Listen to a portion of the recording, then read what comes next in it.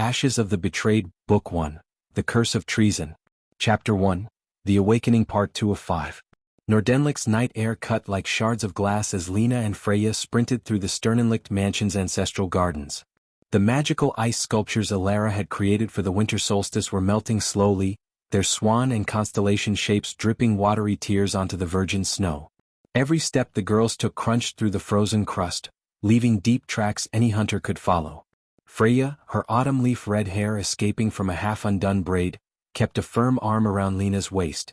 Her green eyes, usually bright with academic curiosity, now scanned every shadow with the intensity of a she-wolf protecting her cub. "This way," Freya panted, veering into the boxwood maze Alaric had planted for Lina's 10th birthday. Thorny branches scratched their arms but offered cover from the main house.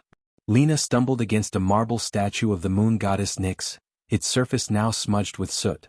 "I can't," she whispered, numb fingers clutching the sculpture's base.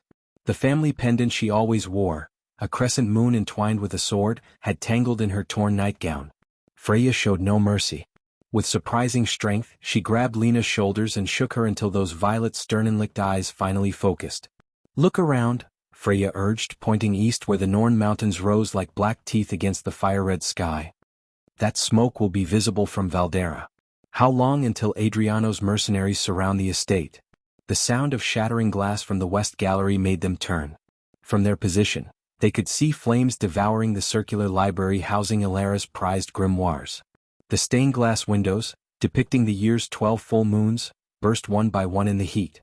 "The stables," Lina murmured, as if speaking required superhuman effort.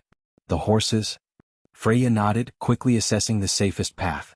Between them and the gray stone stables lay the Bridge of Sighs, a narrow arch over the frozen pond where Lina once ice skated.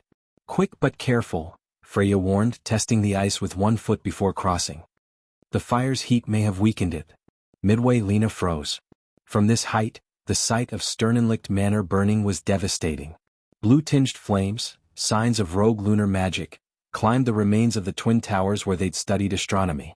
The east wing, their private quarters, had already collapsed into smoking rubble. "Mother. Father."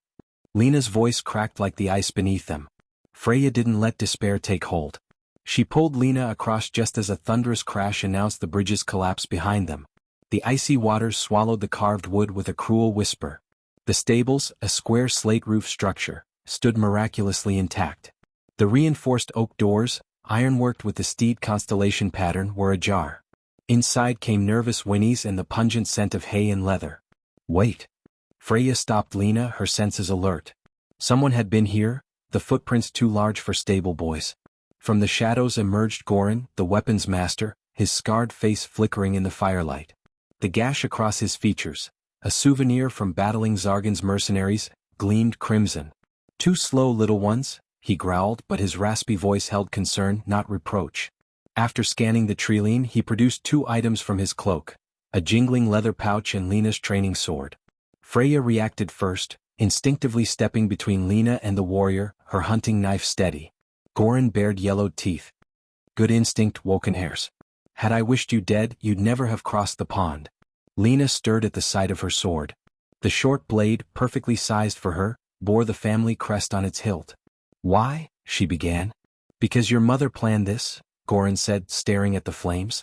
"Ever since Adriano returned from the Zargan desert, Alara suspected. She prepared." Freya took the pouch, instantly recognizing its contents by touch. Nordenlicht silver, and moonstones from Nyx's temple. "For bribes or protection?" "Whatever you need," Goran approved. "The road to Nebelar is long." Another explosion made them turn. The north tower, housing Alaric's maps and artifacts, collapsed in a shower of sparks. War horns echoed from the main gate. "No time." Goran heaved the stable doors open, revealing saddled horses, Silber and Brandfuchs, wide-eyed with fear. "Ride. Now." Freya checked the gear while helping Lina onto Silber. The gray gelding, usually docile, pawed at the stone floor. The saddlebags held provisions, journey bread, aged cheese and, critically, vials of lunar elixir against the cold. "And you?" Freya asked as she mounted Brandfuchs, her chestnut pony's calm eyes belying her own fear. Goran drew his notched greatsword. "Someone must cover your escape." The first mercenaries burst into the courtyard, their black armor engraved with Adriano's new emblem, a dagger piercing a crescent moon. Goran laughed and charged like a cornered bear. "Run," he roared. Freya didn't hesitate. Seizing Silber's reins, she spurred Brandfuchs forward. The horses bolted through the rear gate into the whispering woods. The narrow path wound between ancient firs dripping melted snow. Behind them, battle cries mixed with the manor's death groans. Lina clung to Silber's neck in shock. Freya, jaw clenched, navigated the darkening trail, already calculating routes and risks. When they reached a moonlit clearing, she slowed the horses. Nordenlicht's funeral pyre painted the glaciers blue, making the entire mountain seem aflame. Freya fastened Lina's family pendant around her neck, the crest now a crushing weight. "Listen well, Lina Sternenlicht," she said, her voice colder than the wind. "This isn't over. I swear by your parents' ashes and the lunar magic in your veins, Adriano Vescari will pay. But first they had to survive. And for that, they needed to reach the Nebelar Forest, where Goran claimed the Guardian would shelter them." Freya looked south where mountains melted into dark woods. Their true journey began there. With one last glance at the flames consuming their childhood, she spurred the horses onward. Behind them, Goran's sword rang out a final time before silence fell.